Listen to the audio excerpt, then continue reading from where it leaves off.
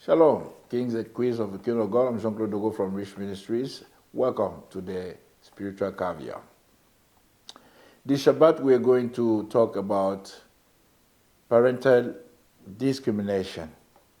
This is a topic we don't talk about often, but which is very important, that affects the well-being and the welfare of the family. Let us talk today at the height of a child, so you can see what the discrimination among children of a same family can do to the same children of that same family. We are going to take three examples. The first example is the example of Joseph and his brothers. Let us turn our Bibles in the book of Genesis chapter 37. Let's read verse 1 to 4 first. We read Genesis chapter 1 to 4, Genesis 37, verse 1 to 4. I read, "And Joseph dwelt in the land wherein his father was a stranger, in the land of Canaan. These are the generation of Jacob. Joseph, being 17 years old, was feeding the flock with his brethren, and Elad was with the sons of Bilhah and with the sons of Zilpah, his father's wives. And Joseph brought unto his father their evil report. Now Israel loved Joseph more than all his children, because he was the son of his old age, and he made him a coat of many colors. And when his brethren saw that their father loved him more than all his brethren, they hated him and could not speak peaceably unto him." So here you can see, brethren, that our responsibility as parents, it is very huge. We may, yes, have our reasons. Israel loved Joseph because Joseph was his son in his old age. Maybe he loved also Joseph because he was the one who was reporting the evil reports of his brethren to his father. Maybe. But he loved him. The Bible says that he loved him more than the others because he had Joseph when he was very old.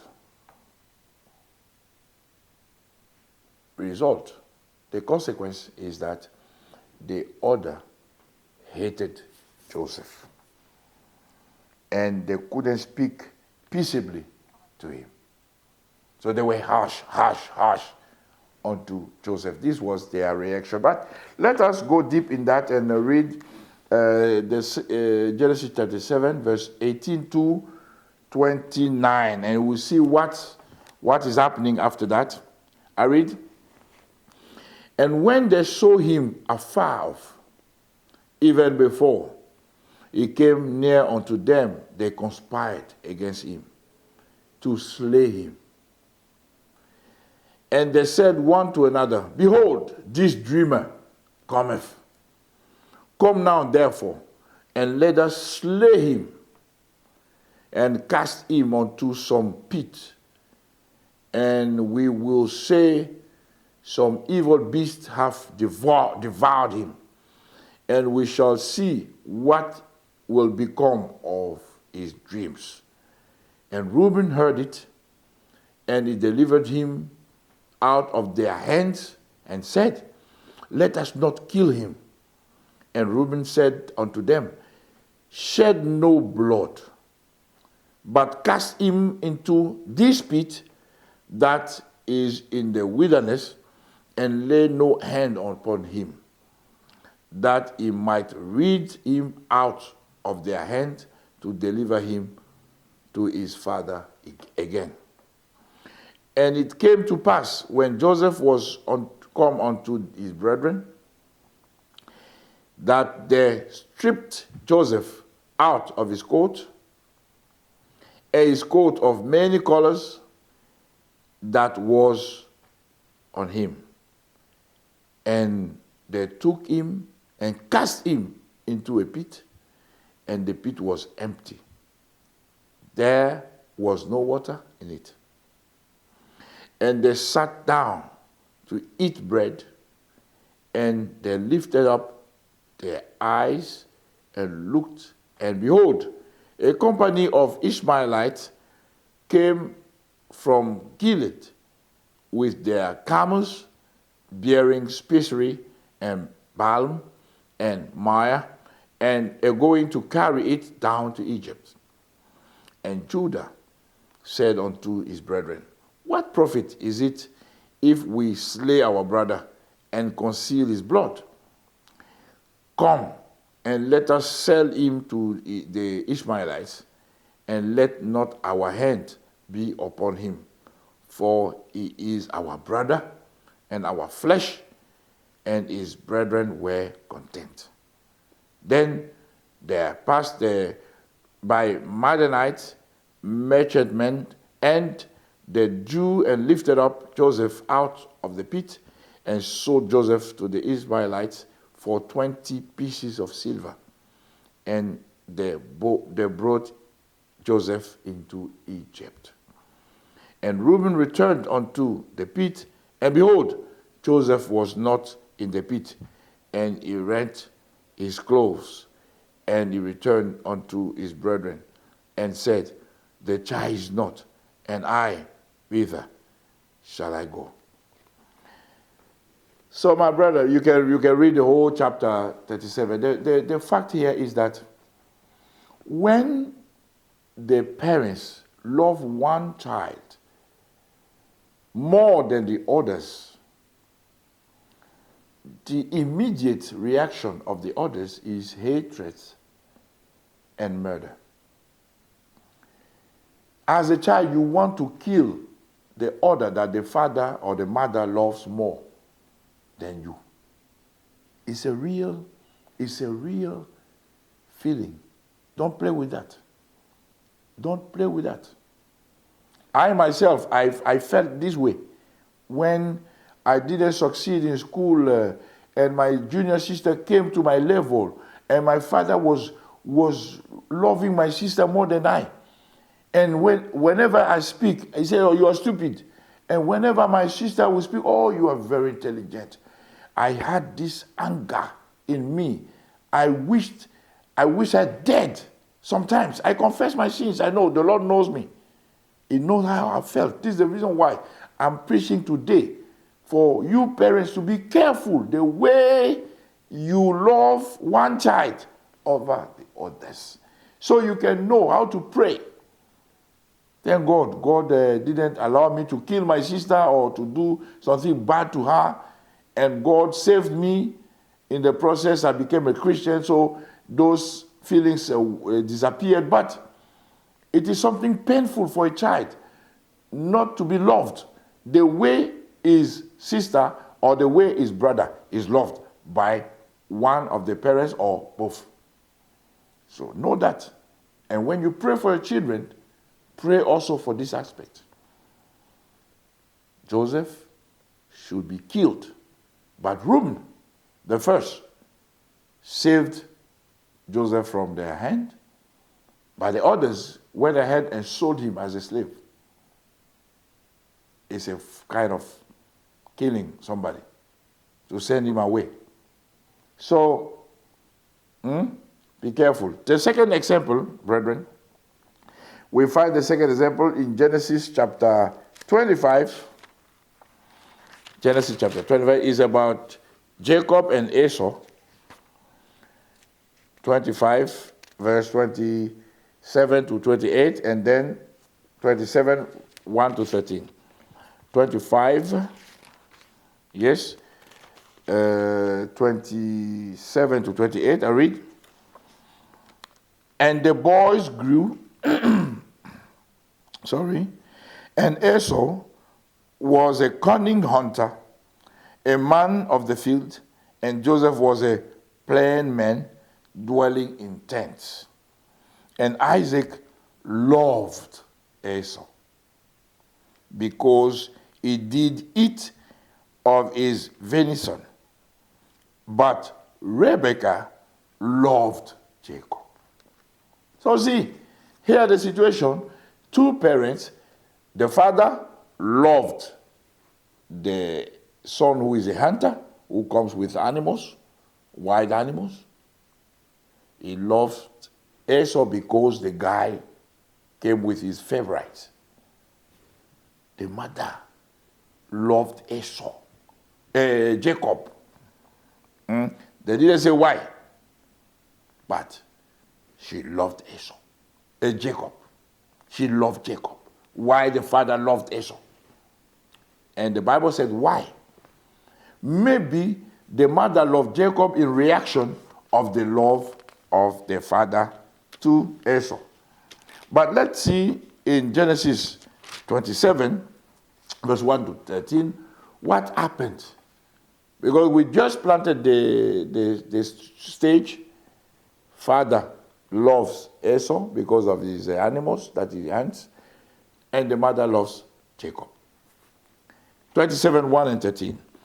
And it came to pass that when Isaac was old in his eyes, and his eyes were dim, so that he could not see, he called Esau, his eldest son, and said unto him, my son.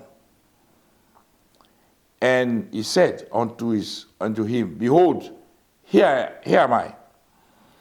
And he said, behold now, I am old. I know not the day of my death. Now therefore take, I pray thee, thy weapons, thy quiver, and thy bow, and go out to the field and take me some venison,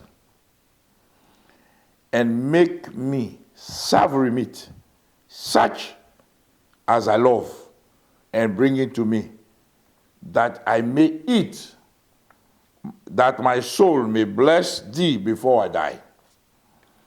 And Rebekah heard when Isaac spake to Esau his son.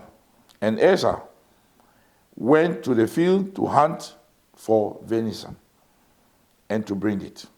And Rebekah spake unto Jacob her son, saying, behold, I heard thy father speak unto Esau thy brother, saying.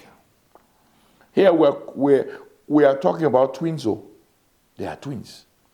There is no, of course, Esau was the eldest, but they are twins. They were born the same day. Remember that.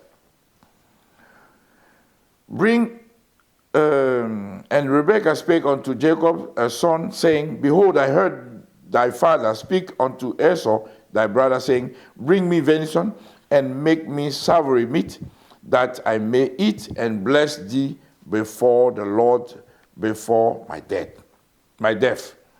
Now, therefore, my son, obey my voice according to that which I command thee. Go now to the flock, and fetch me from thence 2 good kids of a goat, and I will make them savory meat for thy father, such as he loveth. And thou shalt bring it to thy father, that he may eat, and that he may bless thee before his death. And Jacob said unto Rebekah his mother, behold, Esau, my brother, is a hairy man, and I am a smooth man. He doesn't have hair.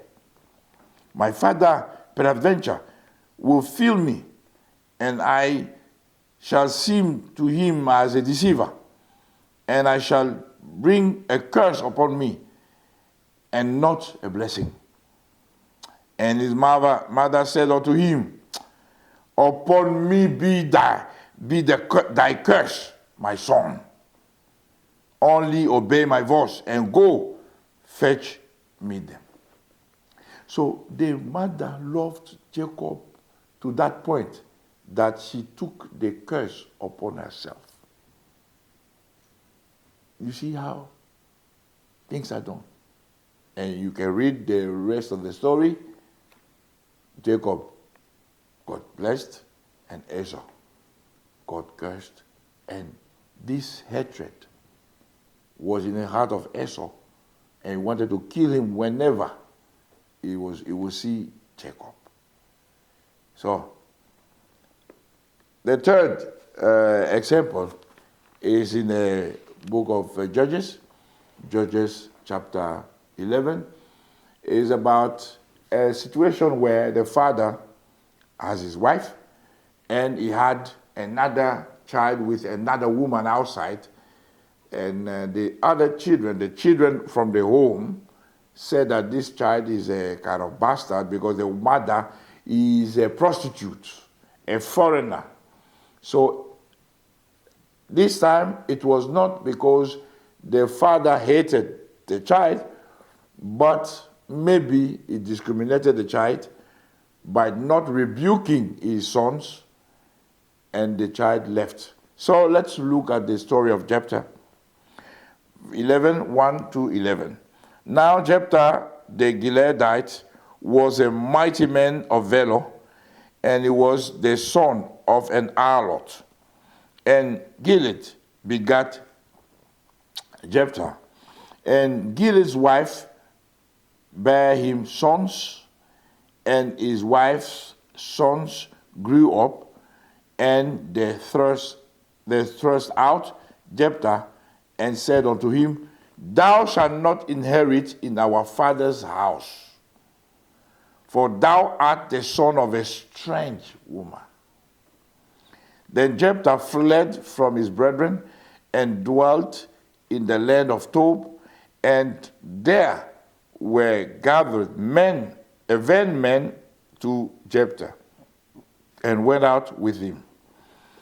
And it came to pass in process of time that the children of Ammon made war against Israel. And it was so that when the children of Ammon made war against Israel, the elders of Gilead went to fetch Jephthah out of the land of Tob, and they said unto Jephthah, Come and be our captain, that we may fight with the children of Ammon. And Jephthah said unto the elders of Gilead, Did not ye hate me and expel me out of my father's house? And why are ye come unto me now when ye are in distress? And the elders of Gilead said unto Jephthah, Therefore we turn again and to thee now, that thou mayest go with us and fight against the children of Ammon, and be our head over all the inhabitants of Gilead. And Jephthah said unto the elders of Gilead, If ye bring me home again to fight against the children of Ammon, and the Lord deliver them before me, shall I be your head? And the elders of Gilead said unto Jephthah, The Lord be witness between us, if we do not so according to thy words. Then Jephthah went with the elders of Gilead, and the people made him head of and captain over them. And Jephthah uttered all his words before the Lord in Mizpeh. So, parental discrimination. Discrimination can get a child out of the family. They didn't care about he was living or not. He became a big gangster. He became a big mafia. All of them knew that. All the gangsters of the region came to under his command. he became a dangerous man. And he knew that his brethren hated him. Hated him. He said, don't you hate me? Why do you come to me? So, parents, please make an effort to love your children the same way. Of course, as human beings, you will love one more than another.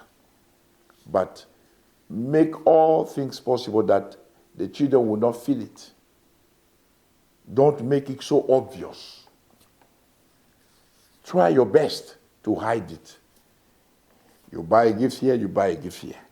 You don't buy 10 gifts here and 1 gift here. In my family, we had our junior sister, another one. The father loved her more than the others, us.